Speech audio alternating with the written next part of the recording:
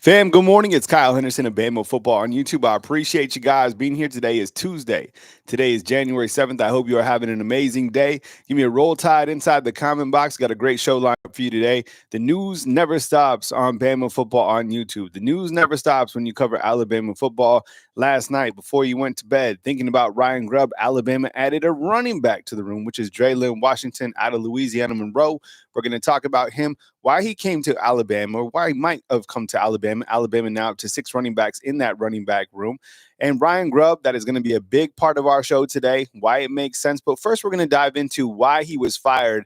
And I started diving into it and seeing how Seahawks fans were looking at Ryan Grubb during his first year in the NFL. We have T up in the house. Good morning, everyone. So we got a full locked and loaded staff for you this morning, 2 staff, and a great show lined up for you today, right here on Bama Football on YouTube. Please, please, please let me know where you're watching from inside the comment box. Remember that you can download these on Spotify and on iTunes, wherever you get your podcasts. It's a nice way to just roll about your day and listen to the podcast if you can't catch a live.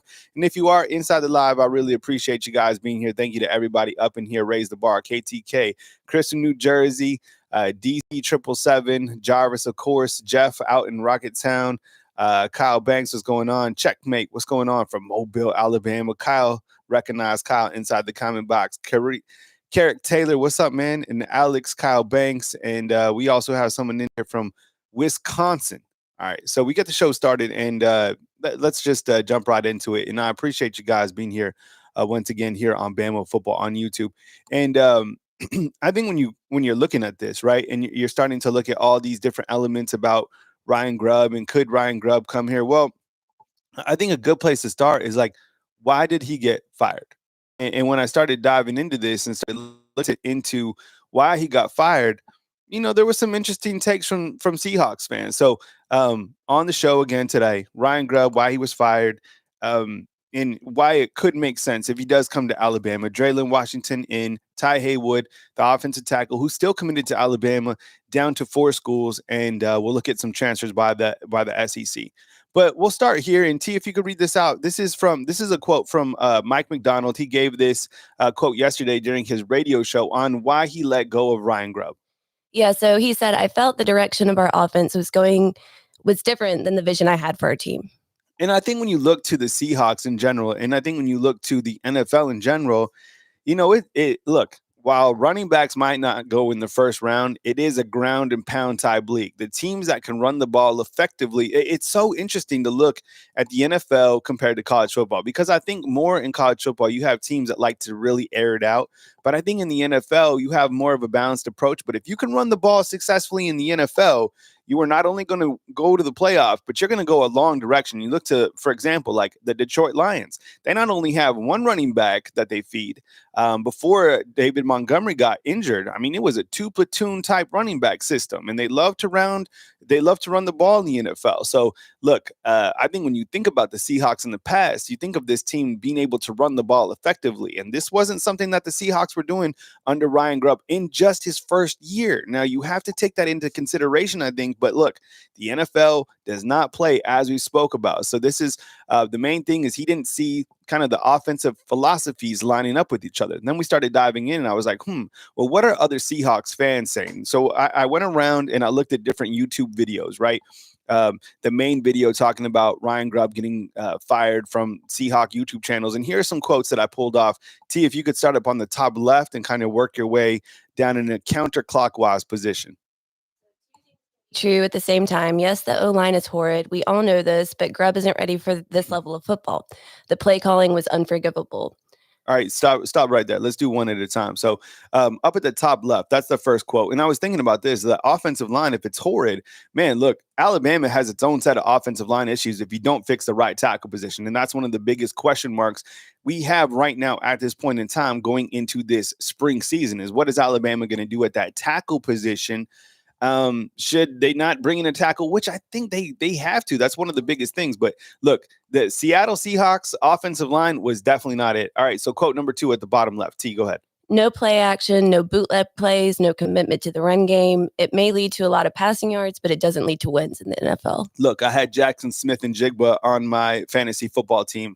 this team racked up passing yards. In fact, they were number 8 out of 32 teams in the NFL when passing the football. Ryan Grubb went to the NFL, and the dude was just going to throw the football without feeding the running backs at Seattle. And they do have some good running backs. I mean, a couple years ago, they had a running back hit 1,000 yards. So this was a team that just ran, that just passed the football. They were very pass heavy, and Seattle Seahawks did not like that. Dylan, inside the comment box, asking about Jaden Roberts and Jeremy Bernard and J.C. Latham.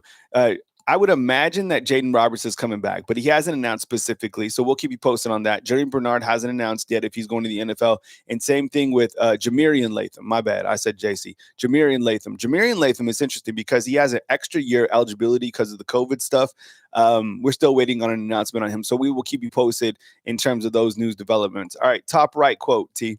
I'm split on this. I'm a big believer that you have to give someone at least a year and a half to figure things out, especially when it's their rookie year. And I think that kind of falls into the same, token of what Coach Kalen DeBoer is going on with his first year with the Alabama Crimson Tide, right? Like losing 4 games is the equivalent of going, I guess, 10-7 in the NFL, which the Seahawks did. They didn't make the playoffs. Neither did the Alabama Crimson Tide. It was 1 year. You got to get, some sort of rhythm. You got to get accustomed to coaching in the NFL. It was interesting. And accustomed to coaching in the SEC. Ryan Grubb had never coached in the NFL.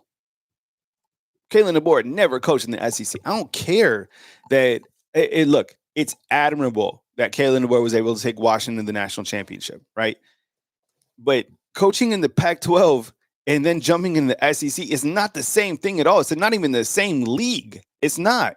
And same thing for Ryan Grubb. Look, the things that he did at Washington were not going to translate to the things that you could do in the NFL, period. I think there was a question inside the comment box from Salik J.T. He's saying, does Jalen Milroe play and decision-making look different in Grubb's lead offense? I think, Salik, that was probably one of the biggest things about why Ryan Grubb maybe didn't take this job. I don't know. I'm kind of assuming here, but maybe he didn't want to come to Alabama because he didn't want to work with Jalen Milroe. I mean, think about it. In 2023, Jalen Milroe was going to be the quarterback. Same thing in 2024. And that's going to reflect on his overall abilities as an offensive play caller. Just think about it. I mean, we want Nick Sheridan fired, right? Does everybody want Nick Sheridan gone? 1,000,000%. Why?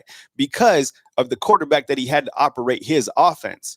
So I think Ryan Grubb, he might have been. Now, the rumor is, of course, everybody knows the rumor is like, look, his wife doesn't want to move here. Well, maybe he didn't want to come here because that Jalen Milroe was going to be the quarterback. And maybe he was like, look, if I go to Alabama in 2023 and my quarterback is Jalen Milroe, and then again in 2024, my quarterback is Jalen Milroe, that's going to hurt my brand. I don't want to do that. So maybe that's what he was saying. I have no idea. I'm just assuming here. All right, bottom right quote, T. McDonald kept saying we need to run the ball more. Grubb kept giving him the middle finger and throwing more than any other team in the league. I love this one at the bottom. It's just like, because look, the people that were happy on the Seahawks team were Gino Smith and Jackson Smith and Jigba, and I guess some of the other wide receivers, because those guys absolutely ate. And like I said, even though they went 10-7, they didn't make the playoffs. And this team got beat by some questionable teams in the NFL because they didn't run the football, period. Bo Rowland inside the comment box, T. Bo is saying, Kyle, do you mean to tell me there isn't a hot up-and-coming OC that we can't get? We don't need to beg this guy for anything. Yeah, 100%. I think that, the reason why I ultimately kind of have concerns that this doesn't work out is because Coach Kalen DeBoer seems to be a loyal guy to a fault. And I think, what are you going to do with Nick Sheridan? What are you going to do with Coach Kapilovic? I don't know if Scott Huff has also been fired by the Seahawks. I don't know. But I think that, how are you going to – the only way I could see this kind of working out was if Jamarcus Shepard somehow took a head coaching job or something like that. I have no idea. And Jay Austin is saying, do we have proof that his wife doesn't want to be in Tuscaloosa?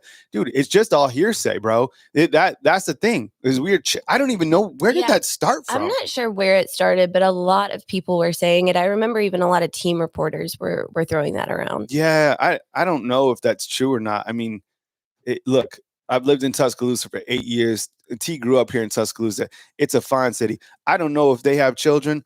I love raising my kids here in Tuscaloosa. It's safe. Caden just got his driver's license yesterday. By the way, congratulations to Caden. Anybody have kids who just got their driver's license?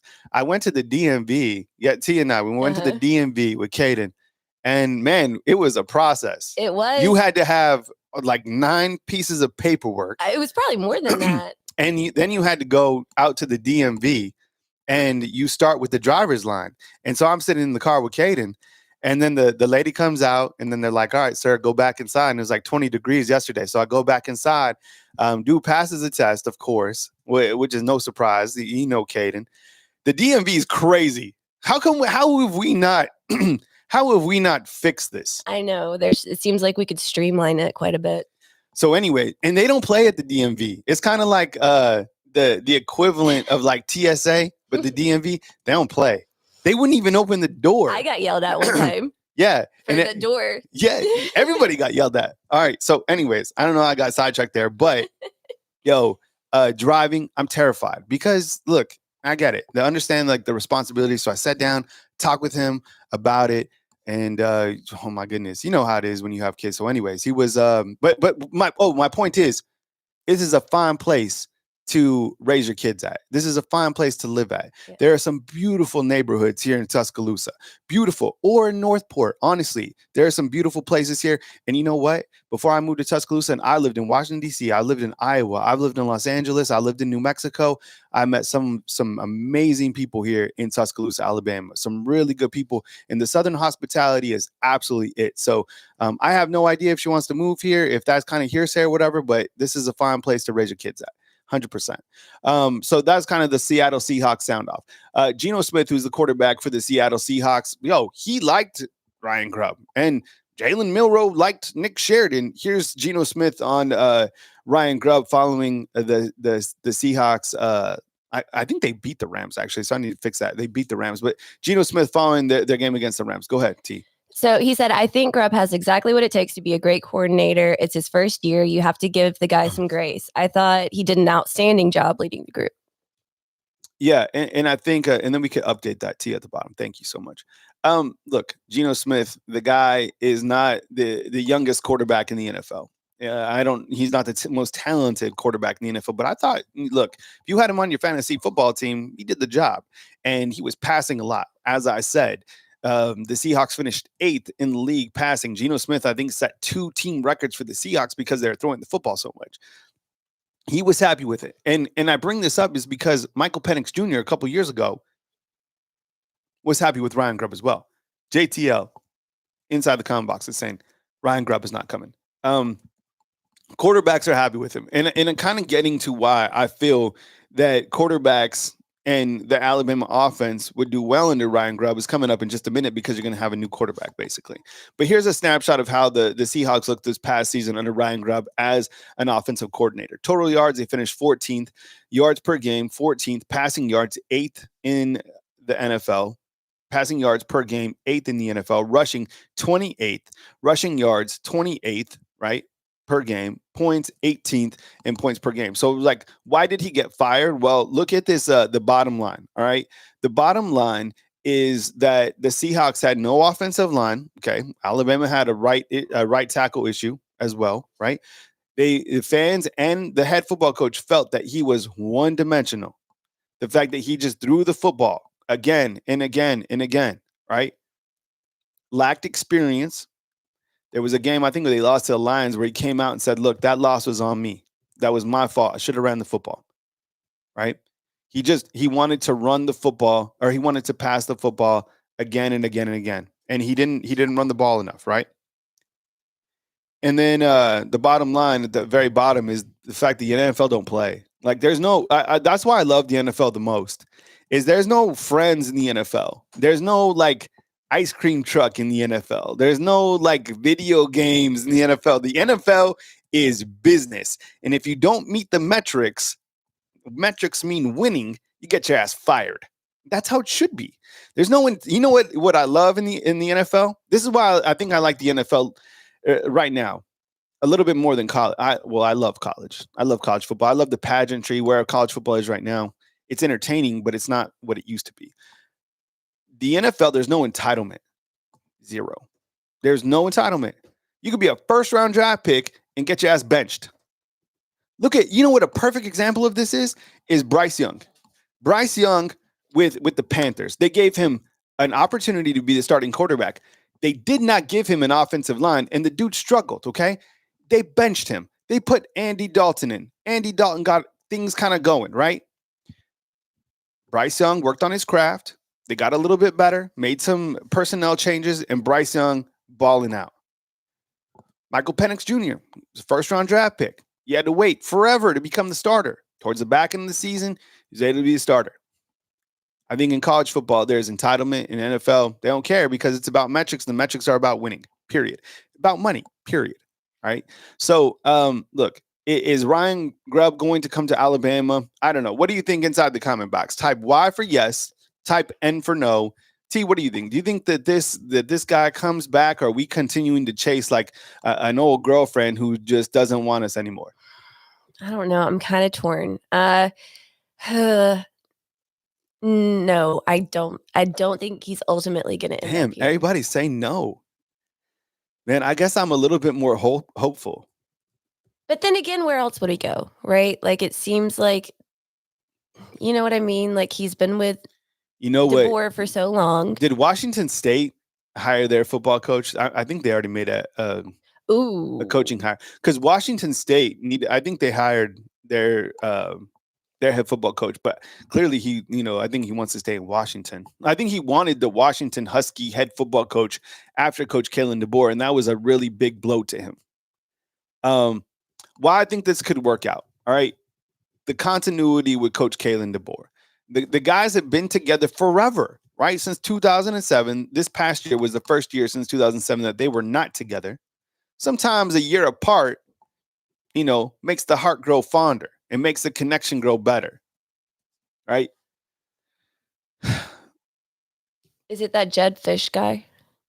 Well, that's who got Washington. But Washington State, the Cougars, they hire their new coach? A new quarterback at Bama, right? Now Ryan Grubb can basically come in under year 2 of Coach Kalen DeBoer. And Coach Kalen DeBoer was like, look, bro, you struggled in the NFL. I get it. I was struggling. You should have seen going to Neyland Stadium. They were pumping in fake crowd noise. This shit was crazy. But look, I got a game plan for year 2, and it involves you. And it involves these 3 quarterbacks that I have, right? We're going to take whichever quarterback is the best guy for the job, where it's Austin Mack, Ty Simpson, or Keelan Russell. This is going to be a completely different offense because of the quarterbacks that we have. Ryan Grubb's like, all right, man, we start from ground zero with the quarterbacks and we build on up. But I'm going to ask you this, Coach Kalen DeBoer, what the hell are we going to do at the right tackle position?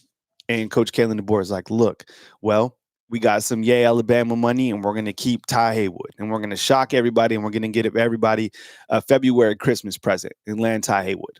Or you're going to go out and bring someone in from the right tackle position. I have no idea.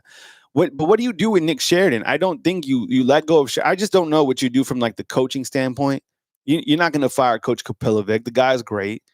I don't think you're going to fire Nick Sheridan. If this was the NFL, Sheridan would be fired, period. Yeah. Everybody might be fired. I was trying to wrap my head around that last night. You got Ryan Williams coming back. If this dude, think about what this guy did with Rome Odunze and some of the Washington wide receivers. Think about what he did with Jackson Smith and Jigba. You get Ryan Williams. My goodness, did Ryan Williams catch 100 passes? Isaiah Horton catch 60?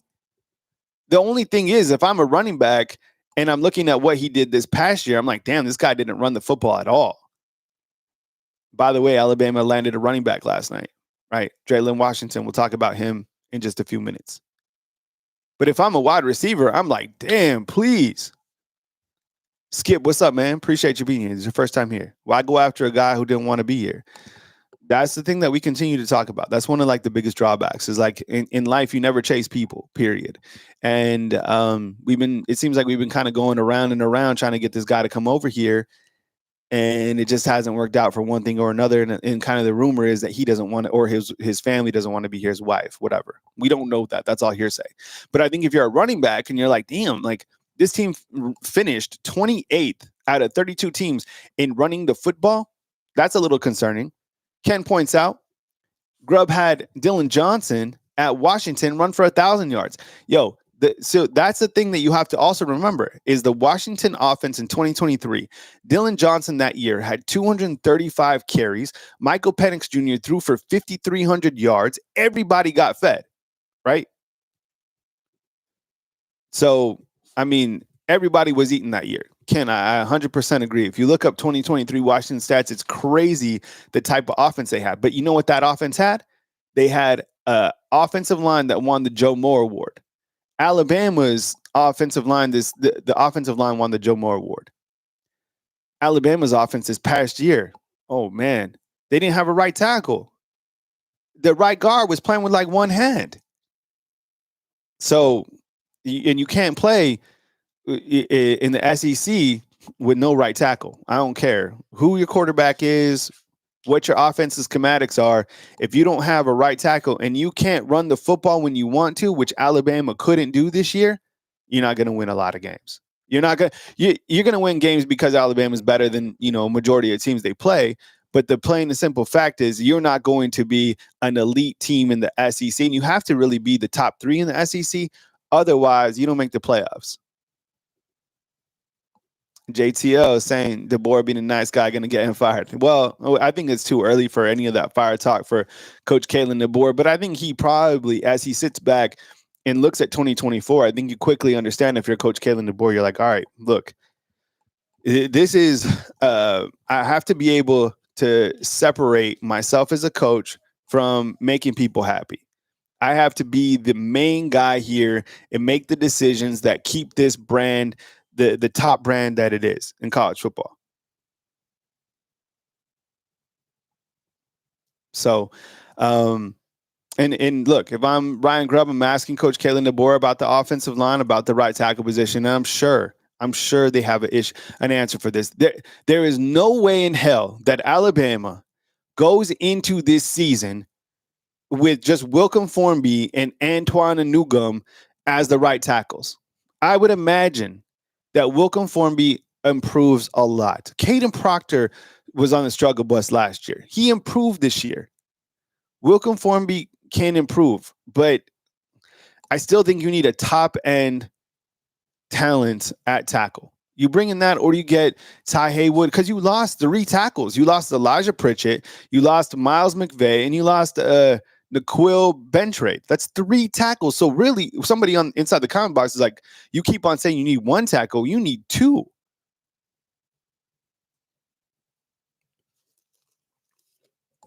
That's where at. Yo, I'm gonna only ask this one time. I appreciate it.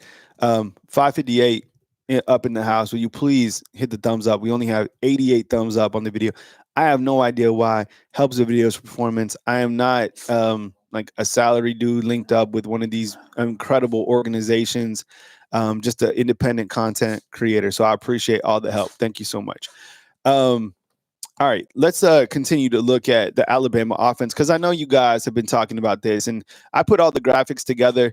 T, when she's here, she double checks them. So if there's like a spelling error or there's something, I'll go back and edit it, but I'm responsible for the graphics. So just let me know. It's not a big deal. I've misspelled things before. It won't be the first time, won't be the last time, but I try to give you aesthetics that you can see inside, my show to give you a really good idea of what we're talking about. So I hope you guys appreciate that. Look, all right, this is, so if I'm Ryan Grubb, I'm like, all right, cool. I'm interested, but what's the offense going to look like? What I did here was I just put wide receiver 1, 2, 3. You know who wide receiver number 1 is? That's Ryan Williams. You also have Jordan Bernard, who are waiting on kind of a decision from him. And then you have Isaiah Horton. You also have Jalen Mbakwe. You have Rico Scott. The Alabama wide receivers are elite. So put these guys where you want them, right? I've even showed you what a 5 wide set is. When Alabama went 5 wide last year, they used a running back and a tight end and 3 wide receivers. I would like to see that you have 5 wide receivers, and you could do that this coming year. Also think about a healthy Jalen Hell. Whoever your quarterback is, put them back there. Jam Miller is going to be running back 1. But theoretically, here's what the offensive line could look like for this point in time if Alabama was to play a game this coming weekend, right? And I still think it would be cool if you had spring football games where you had you played like an in-state team. Imagine how cool that would be. Instead of like, because A-Day, that format last year sucked. And 2, it's like, it doesn't really give us a lot. What about this? What if you do A-Day and you play like South Alabama, or you play UAB, or give me another school up in here, up in Alabama, like Jacksonville State. There you go. Yeah, you play one of these UNA. other. Yeah, and it's like a scrimmage, but that's who you're playing. Antoine Corrington from Beyond the Arc hitting with the 3. What does he say, T? He's saying Sonny Cumbie, a Louisiana Tech head coach, would be a great offensive coordinator. Former elite quarterback himself, he's got the OC experience, would be a step up job for him, but good move for Alabama. Yeah, look, first of all, I appreciate the super chat. Thank you so much, bro. The other thing is like, we are like hoping for a new OC. We still get the same OC. Like Nick Sheridan and Coach Kalen DeBoer just seem posted up watching Michael Penix Jr. in Atlanta. So we're like, man, he's gone. Yo, he's here. Max inside the comment box asking no Gino Vandermark. Let's talk about the offensive line real quick. So I just put this together. I put Caden Proctor back at the left tackle position. Any of this could change, right? And then you also have Cam Dewberry, who came in from Texas A&M. I have no idea if he starts or if he beats out like a Michael Carroll, right? You have Parker Brailsford returning, Jaden Roberts, imagine he's returning. So let's just say those are the 4 guys. Then you have, I guess, Wilcom Formby at that. It should say right tackle T on that, not 2 left tackles. Guy can't have 2 left feet, can't dance. So you put in Wilcom Formby, or look, from what we understand, Antoine Newgum is a long way from playing. And then you also have like Michael Carroll, who came in, who's a 5-star. Or let's say Alabama gets Tai Haywood, who we're going to talk about in a few minutes, who ends up being the right tackle here. So, or at least creates competition, right? The guy won't get here till the summertime anyways. You guys talking about Olas Allonen? Olas Allonen, he's from Finland. Justin Okoronkwo from Germany. We're losing some of our international guys. Justin Okoronkwo hit the transfer portal a couple days ago. And then don't forget about Casey Poe. I keep talking about him at the guard position as well. So you know what? You do have some competition at the guard position, but at tackle, you need a couple tackles at the right tackle. We're going to keep talking about that, right? Yeah, I agree. Ken became a fan funder. Ken, what's up, man? I appreciate you. Hold on, T. Gifted a fan funder. Go ahead, T. It's Ken, and he gifted a membership as well. So thank you so much. He's heating up. He's on fire. Who played NBA Jam? You know, I have so I have the golf game downstairs, the arcade game. Yeah, God, what is it called? Is it Top Flight? Top. No, this is not Top Flight. Not. Top Golf. No, it's not. How do I not know this? Oh my gosh, this is embarrassing. All right, Golden Tee. Thank you. There you go. Damn. All right, so I have Golden Tee downstairs, and I was playing a little bit of Tiger Woods last night. I'm not gonna lie. I love golf. I'm getting ready for the golf season. I'm not gonna lie. You might see. Like, I've already talked to T. I'm like, look, I'm going back on the Alabama Amateur Tour this spring, this summer. Uh-huh. I'm going to. He says that. No, look. A couple years ago, I played in this Alabama Amateur League. It was the funnest time, but some of these courses in Alabama ate me up. Oh my goodness. I went up to like Muscle Shoals, played some RTJ courses up there, absolutely dominated me. There was bunkers on bunkers. And one of the hardest courses that I played, oh my goodness, it was in Montgomery. It was like this public course where they had one of these tournaments. I'm not kidding you. The fairways were like 30 feet wide. All right. He's on fire. You guys know what I'm saying, right? Yeah, I think Casey Poe definitely could be a guy to watch. Handicap, shoot, I can shoot anywhere from when I was playing on the tour last year. I think the lowest that I got, or a couple years ago, got down to an 8. But I probably play between like a 12 and like a 15. What does that mean? I remember basically like your handicap index tells you how good you are. Like a +1 is like an elite golfer, like a scratch type golfer. The lower you are, the better. Like but in the Alabama Amateur Tour, they basically separate you by your handicap. So they have like the champion flight and then the A, B, C, and D. So that's how it works. I remember when Trump and Biden were arguing over that. That's why I was wondering. Yeah, what? I think Biden said he was like a 6. There's no way in hell he's a 6. No. All right. No, but the Golden Tee that I have is just the one that you get from I got it a couple years ago from Best Buy. All right. All right. So hey, maybe sometime we get to Bama football on YouTube and we can play sometime. All right. Alabama added a running back. This was yesterday, right when we're getting all tucked in bed. Okay. Or for you early. What time? What time is people going to bed? I'm going to bed early. All Yeah, right. me too. Okay. Alabama adds running back DreLyn Washington. He's from Louisiana Monroe. In 4 seasons, he's posted 1,300 yards. He's 5'9". He's 225 pounds. He's a big bowling ball. I saw 210, but then I went and looked a couple different places, and he's listed at 225. And this morning, I was watching his highlights. He's got some good speed. And 225 pounds, this like bowling ball status, right? The only thing I was thinking about, and I'm not mad that Alabama added a running back, but just watching and just reading that Ryan Grubb didn't run the football. If I'm the Alabama running back room, I'm like stressing a little bit. I'm like, damn, okay, let's say Alabama gets Grubb somehow, some way. Are they going to use the running backs? And did they use the running backs this past year? Could they run the ball this past year? I thought they couldn't run the ball effectively at all. Josh Miller, being stationed in Y, was the pinnacle of my life. Yo, I bet, man. His golf life. Oh man. I've never been to Hawaii.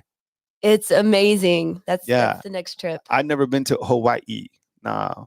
What's the best island to hit? I don't think you can go to a bad island. I mean, I've been to Kauai. I think that's how you say it. I could be butchering that. In Maui. Who's been to Maui? Is that the best? I love Maui. But I heard that golf is like absolutely like expensive there, right? Like a round is like $400 or something. The Big Island? No, never been to Hawaii. I have to check it. The one that in Lanai is really pretty, but the one I went to most recently is like it's Kauai. I think it's Kauai. It's just insane. Okay. So pretty. All right, we'll put that on and Oahu is really good. Put that on the bucket golf list. Hawaii. All right. So I didn't understand like this whole running back room. How you guys feeling? Look, I'm not mad at DreLyn Washington. I think he's a pretty good running back, to be honest. I just felt, and I was looking at the running back room, and here it is right here. Jam Miller, going to be the guy. You got to get him fed. I think we have to update some of these stats. Then you have DreLyn Washington, Richard Young. But I guess from a depth perspective, right? 5 running backs is better than 6. I don't know. And how many got? I don't think this tells us just because you added a running back, you're going to lose a running back. It's just besides, if you didn't get DreLyn, you have a running back room that doesn't have a lot of playing experience, right? Outside of Jam, I mean, Richard Young didn't really play that much this past year. So you brought in kind of a veteran type running back, I guess.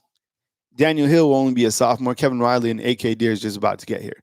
So yeah, like Ken is saying, maybe like a depth move, which and Buck is saying every team has 6 running backs. So maybe with the departure of Justice Haynes, it makes sense for like depth. So whatever. I wouldn't see this as like a negative, and I never see transfers coming in from whatever school and see it as a negative. I'm like, okay, well, let's see how it works out with these guys on the roster and how they fit in. But I would still imagine that Jam Miller and Richard Young would be a really solidified like 1-2 combo if you do run the football. Ray Henderson up in the comments saying Washington State hired their coach from South Dakota State last week. Appreciate it. Thanks for chiming in. Wade's World, party time, saying apprentice at Baylor. So, yeah, running back room looks tough. I like the running back room. I'm really excited for Richard Young. I always get 100% Carlos. Carlos, you get life, bro. Competition isn't bad. It is. Competition is great, honestly. Competition is great. Have you ever worked in the field with no competition? It's boring. It's like, oh my God. You ever been on top before? It's boring. You need to be able to have that competitive nature. It has to be able to drive you. In everything, you got to always be competitive, right?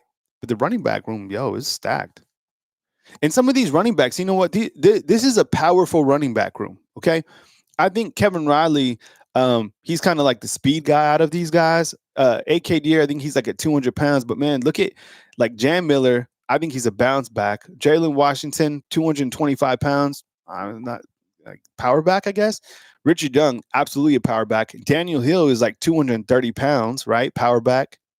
So that's a nice little mix right there. Sarah says competition builds character. I like that. Put that on like an elementary school slogan. The super chat saying, little late, but happy new year. Hopefully we get Grubb. Hey, Case, what's up, man? Case is coming to us from Tampa. Case calls in. I always recognize the 813 calling in. I appreciate you. Thank you so much. Andre says, that is the thing, Kyle. Every one of these backs is capable of 1,000 yards. And that's how it should be. I mean, the guys that you bring in should be capable of running for 1,000 yards, should be capable of catching for 1,000 yards. It's just that these players have to understand that if they don't run for 1,000 yards or, 300 yards, that is not a sign that you weren't talented enough. It just means that it takes time to play, but that is not the world that we live in anymore. All right. Daniel Adams is losing faith in Courtney Morgan.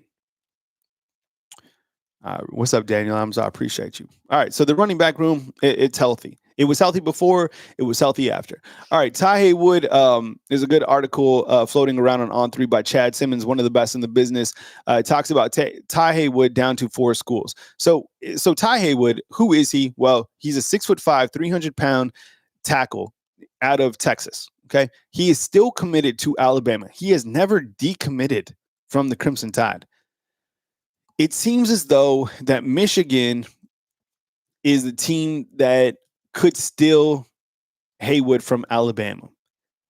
He's going to visit Michigan later on this month. Michigan clearly just got their guy in Bryce Underwood. But Alabama just got their guy in Keelan Russell. You see what I'm saying? So, look, I don't know what Michigan's depth chart looks like in terms of the tackle situation.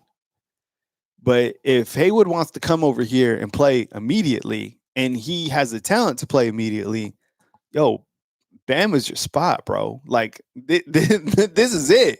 Now, can you get the funds adjusted right? I would hope so. I would hope with the departures, with 24 guys leaving or whatever it is, that's freed up some disc space so you could bring in Tai Haywood. Now, I have no idea if that's what it's about, but I'm sure that's part of the equation. And you heard Dave Portnoy of Barstool Sports saying that Michigan have donors that want to go all in. That's how they got Bryce Underwood. So if Underwood wants Tai Haywood, then I think they'll, go all in and put the millions down to be able to get Haywood at the end of the day. But we have no idea, right? So Lewis, what's up? Louis Felipe, what's up, man? Says Tai Haywood is not ready as a freshman. This is the consensus. Interesting. I hadn't seen that, but I appreciate that. I'll dive into that to see, I look at his size and I look at the fact that he played in the Lone Star State. I always give players from Texas kind of a little bit of a bump because I know that the talent level is very high. Those players come in a little bit more developed than, other states, in my opinion, outside of like California, Florida, like our high school states. But yeah, I appreciate the feedback. So anyways, visiting Michigan clearly would be a big get. That goes without saying, right? So all eyes on Tai Haywood. Look, maybe Keelan Russell's like, yo, man, let's get the Lone Star State guys here. Let's get the Texas guys going. You got Jam, got Keelan Russell, you got Tai Haywood, right? So we'll keep you posted on that as it happens. I put the biggest question marks. Like, I would love some feedback right now. Can you post your biggest question marks, like right now, that you have in relation to Alabama football? Like, what are like the things that you have like around the team? Right tackle. Both lines. I think how I put this out, number one is Ryan Grubb coming to Bama. That's like the biggest thing, right? Mm-hmm. The right tackle is like the biggest thing. And what are we going to do there?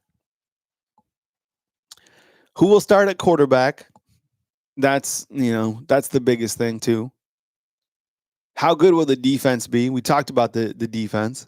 All those guys coming back in defense is crazy. I think they were like tweeners between like a third round and a second round type guy. And Coach Saban said, if you were like a third round or later, come back.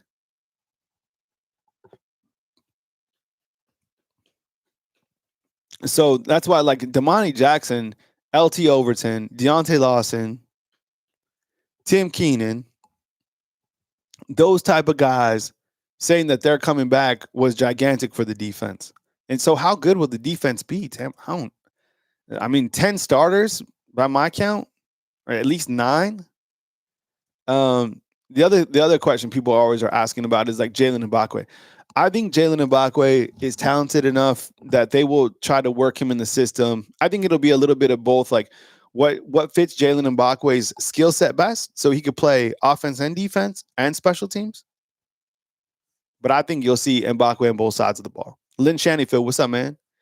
I think it's our OC has to be fixed, and who the quarterback hits the next Porter cycle, we can talk depth. Huh? Are you saying, Lynn, that a quarterback you think will hit the transfer portal following the springtime? Because that's the other thing that's absolutely crazy is like that you have to re-recruit your team again after the springtime window. That's so stupid. Yeah, I think he's saying like one of the questions is who's gonna like hit in the next portal cycle, like who's gonna leave, I guess. Oh man. Well then, I mean, because if a can we keep the depth that we have right now? Well, if a quarterback left after the springtime, then you have to take someone from the transfer portal, which would be crazy if you brought in a transfer portal quarterback. Yeah, Jeremy Bernard on the clock. I think he has up until like January 14th to decide, though. And then, clearly transfer portal needs. I mean, we've talked about this a million different times. It's like, is there anything that you can think of outside of right tackle that Alabama needs? I was thinking, okay, we need to do our roster management as well. But I think possibly another defensive tackle. Someone said quarterback yesterday, and it like stuck in my brain. I don't think so. Okay. Like you're saying you don't think we need a quarterback from the not right now, but you only have 3, right? Eli Holstein bounced out the year prior, and then Dylan Lonergan just recently, right? Yeah, so Milroe leaves, so Ty, Mack, and Russell. Offensive. So this is probably what you need. You probably need 2 tackles, two offensive tackles, and you probably need 2 defensive tackles. How about that? Or a defensive tackle and like an edge rusher. Mm-hmm. Yeah, a lot of people keep talking about edge and pass rusher. Lynn Shaneyfield is saying we need more wolf position player with speed. Look, the wolf position you got Quay, Yanze, Noah, Cavante Henry. Yeah. So the right tackle, we good at punter and holder. Oh, what about kicker? Yeah, someone keeps saying kicker. I mean, Connor Talty comes back, but man, you lost. Think about this. You lost. Man, what happened to Will Reichert in the NFL? Yeah, he's just falling apart. I don't know. Yeah. Huh. Yeah, I don't know what happened to Will. I mean, we'll have to go back and see where he came out. We came out with this. I'll show you this one more time in case you missed this.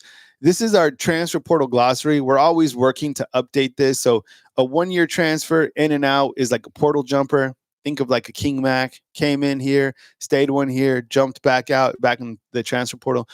More than 3 schools, that's a transfer portal surfer. This always makes me laugh.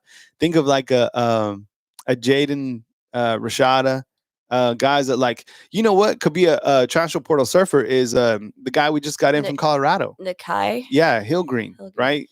Michigan, Charlotte, Colorado, Bama, right? Ends at Bama. And then 1 big year and then to a bigger school. It's a portal pimp. That would be like I don't know. I guess you could call it like a KC Conception, right? Balled out at NC State, goes to Texas A&M, right? Yep.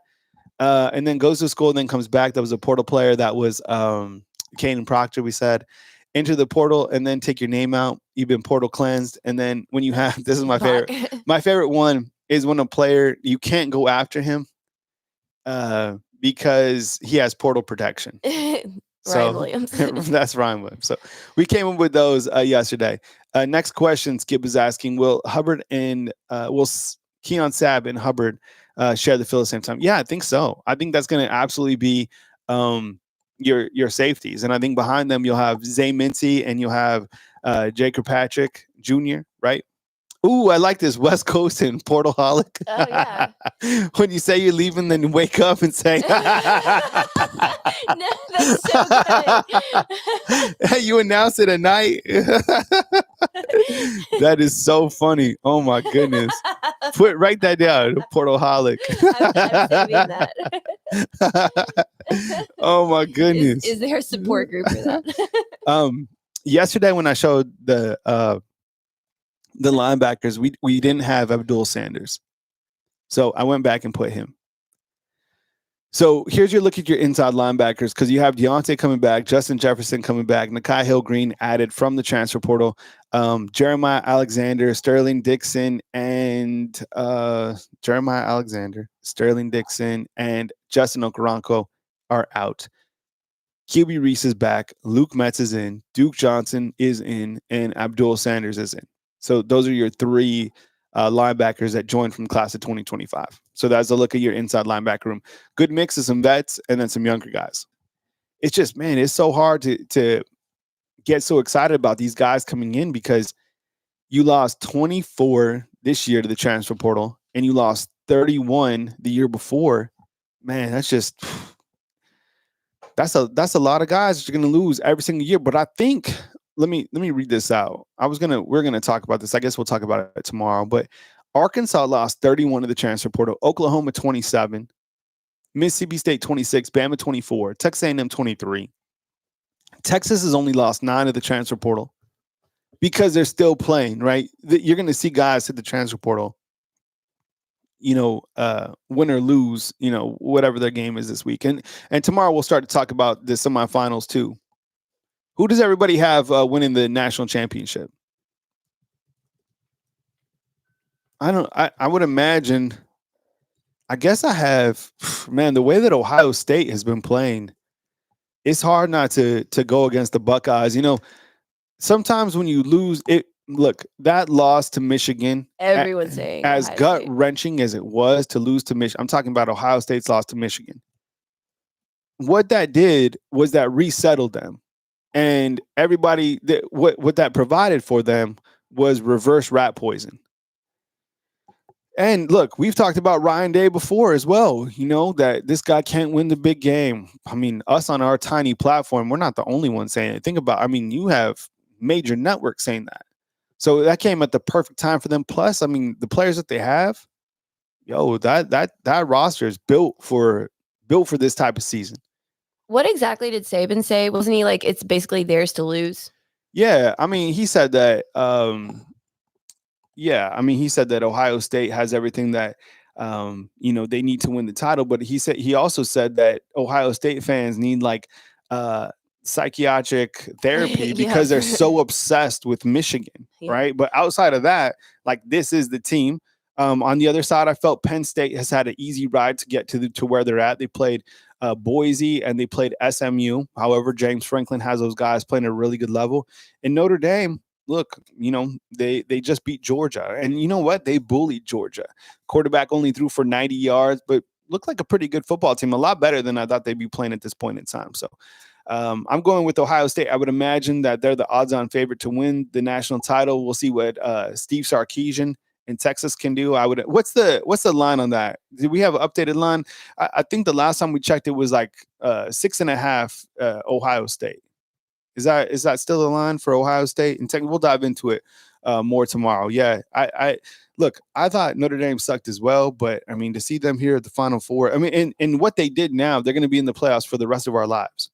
What was it last time? -5.5. Yeah. Ohio State. Cam W with the quick hit. Jarvis in there too.